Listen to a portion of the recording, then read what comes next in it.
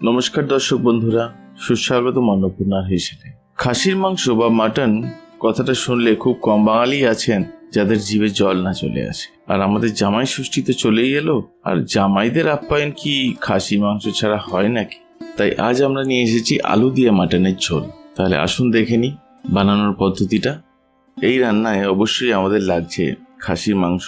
আমরা নিচ্ছি 1 কেজি 250 গ্রামের মতো রেয়াজি মাটন। প্রথমে মাটনটা ম্যারিনেট করে নেবো আমরা। তার জন্য এক এক করে মশলাগুলো আমরা মাটনে অ্যাড করতে থাকবো। 2 চা চামচ হলুদ গুঁড়ো দিয়ে দেবো, 2.5 চা চামচ ঝাল গুঁড়ো লঙ্কা দেবো, 2 চা চামচ জিরে গুঁড়ো অ্যাড করব, 2 চা চামচ ধনে গুঁড়ো দিয়ে দেবো, 1 চা চামচ শাহি গরম মশলা দিয়ে দেবো। এছাড়া 2.5 চা চামচ রসুন বাটা দিয়ে দেবো, 2 চা চামচ আদা বাটা দিয়ে দেবো, 3 চা চামচ সর্ষের তেল ঢেলে দেবো,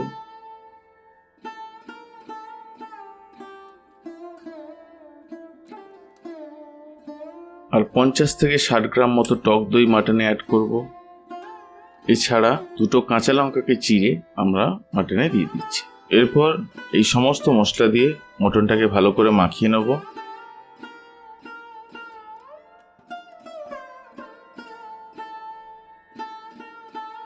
আর তারপর মটনটাকে আমরা চাপা দিয়ে 5 থেকে 6 ঘন্টার জন্য ম্যারিনেশনে রাখব। যদি সময় কম থাকে অ্যাটলিস্ট 1 ঘন্টা মটনটাকে চাপা দিয়ে ফ্রিজারে রেখে দেবেন। অন্যদিকে 3 থেকে 4টে আলু নেবো আমরা। আলুগুলোকে এরকম হাফ করে কেটে নেব। তারপর 1 চা চামচ হলুদ আর 1 চা চামচ নুন দিয়ে আলুগুলোকে ভালো করে মাখিয়ে নেব।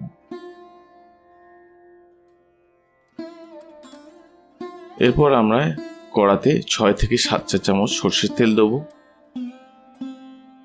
আর তেলটাকে গরম করে নেব ভালো করে। তেলটা একটু গরম হয়ে এলে আমরা তাতে এই নুন হলুদ মাখানো আলুগুলো দিয়ে দেবো এবং নেড়েচেড়ে ভাজতে থাকবো। আলুগুলো যখন এরকম বাদামি হয়ে আসবে তখন আমরা কড়া থেকে আলুগুলোকে ছেঁকে তুলে নেব। আলুটা ভাজা হয়ে গেলেই ওই তেলেই আমরা 2টো শুকনো লঙ্কা, 2টো তেজপাতা, 2টো 1 ইঞ্চি সাইজের দারচিনির টুকরো, 4টে ছোট এলাচ আর 4টে লবঙ্গ দিয়ে দেবো। এরপর সামান্য নেড়ে চেড়ে এগুলোকে ভেজে নেব। দেখবেন একটা সুন্দর গরম মশলার গন্ধ বেরোবে। তখন আমরা 4টে মিডিয়াম সাইজের পেঁয়াজকে স্লাইস করে কেটে কড়াতে দিয়ে দেবো আর একটু নুন ছড়িয়ে দেবো পেঁয়াজের ওপর, এবং পেঁয়াজটাকে নেড়ে চেড়ে হাই ফ্লেমে ভাজতে থাকবে।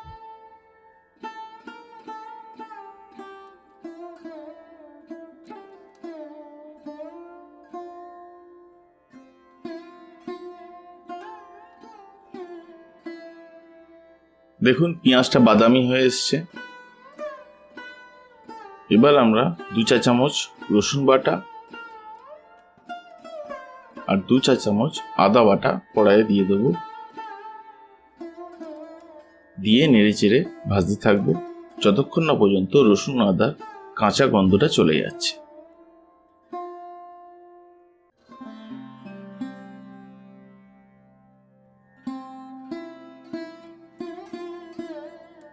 দেখুন আদা রসুনটা আমাদের ভাজা হয়ে গেছে।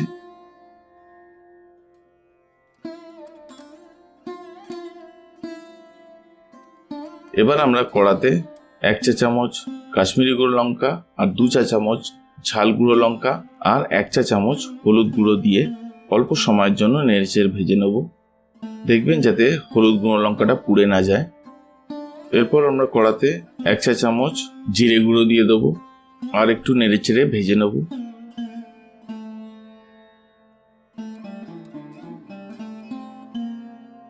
এরপর আমরা কড়াতে 2টো মিডিয়াম সাইজের টমেটোকে কুচি করে দিয়ে দেবো।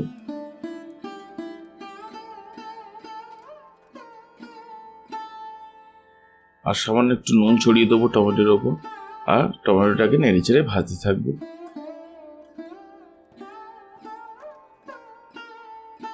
একটু জল ছড়া দিয়ে দিতে পারেন কড়ায়, তাতে মশলাগুলো পুড়ে যাবে না। এরপর কড়াটাকে ঢাকা দিয়ে টমেটোটাকে রান্না হতে দেবো। দেখুন টমেটোগুলো একদম নরম হয়ে এসেছে। আমাদের পেঁয়াজ আর টমেটো দুটোই ভাজা হয়ে গেছে।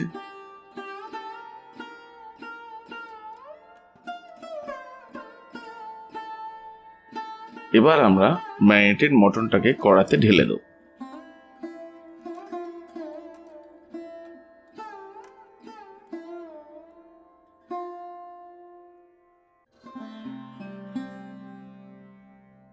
এখন আঁচটাকে হাই করে আমরা মাটনটাকে 2-3 মিনিটের জন্য মশলার সঙ্গে মিশিয়ে কষতে থাকবো।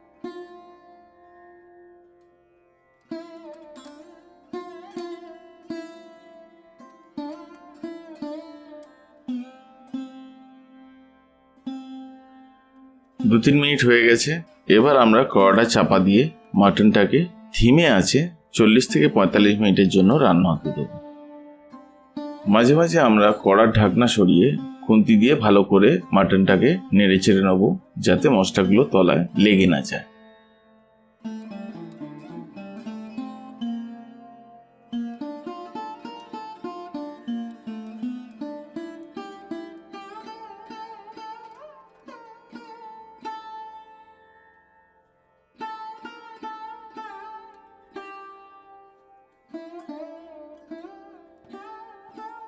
দেখুন, মটনটা আমাদের কষা হয়ে গেছে। এবার আমরা মাটনটাকে প্রেসার কুকারে শিফট করে নেব। এই পুরো রান্নাটা কড়াতে করতে পারলেই সবচেয়ে ভালো টেস্ট আসতো, কিন্তু সময় তো সবার কাছে একটা অভাব আছে, তাই আমরা মাংসটাকে প্রেসার কুকারে সেদ্ধ করে নেব।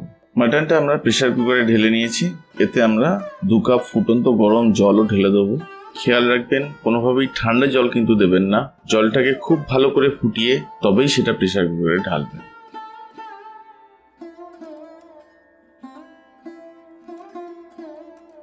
এরপর প্রেসার কুকারের ঢাকনাটা বন্ধ করে আমরা 2টো সিটি দিয়ে নেব। আমাদের প্রেসার কুকারে 2টো সিটি দেওয়া হয়ে গেছে। এবার আমরা ওভেনের আঁচটা বন্ধ করে প্রেসার কুকারটাকে ঠান্ডা হতে দেবো আর ওয়েট করব পুরো স্টিমটা বেরিয়ে যাওয়ার জন্য। এরপর প্রেসারের ঢাকনা খুলে আমরা চেক করে নেব মটনের পিসগুলো সেদ্ধ হয়েছে কিনা। যদি না হয়ে থাকে তাহলে 2-1টা সিটি আরও দিয়ে নিতে পারেন।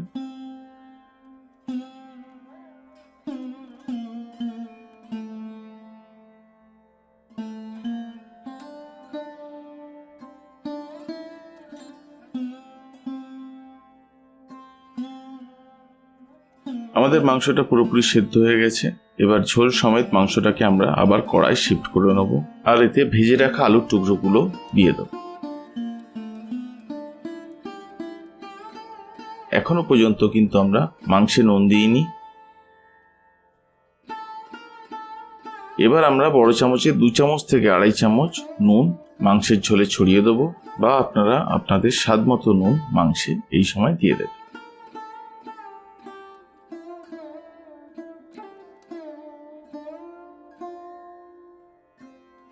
তারপর ভালো করে আলু আর নুনটাকে ঝোলের সাথে খুন্তি দিয়ে মিশিয়ে নেব আর মাংসটাকে হাই ফ্লেমে আমরা ফুটতে দেবো।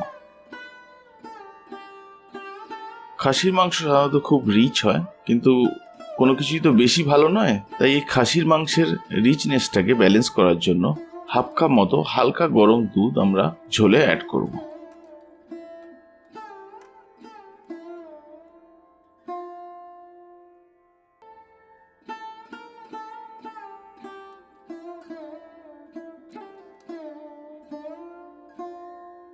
এবং মাংসটাকে চাপা দিয়ে আরো মিনিট 5-এর জন্য ফুটতে দেব। আমাদের আলু দিয়ে মটনের ঝোল কিন্তু প্রায় রেডি। এটাই একদম পারফেক্ট কনসিস্টেন্সি। এবার মাংসটাকে আমরা মিনিট 5-এর জন্য চাপা দিয়ে সেটল হতে দেবো। এইভাবে খাসির মাংসটা যদি বানিয়ে ফেলতে পারেন, জামাই বাবাজি সন্তুষ্ট না হয়ে যায় কোথায়। আশা করি ভিডিওটা আপনাদের ভালো লেগেছে। ভালো লেগে থাকলে লাইক অ্যান্ড সাবস্ক্রাইবের মাধ্যমে আমাদের পাশে থাকবেন। নমস্কার, আবার দেখা হচ্ছে পরের ভিডিওতে।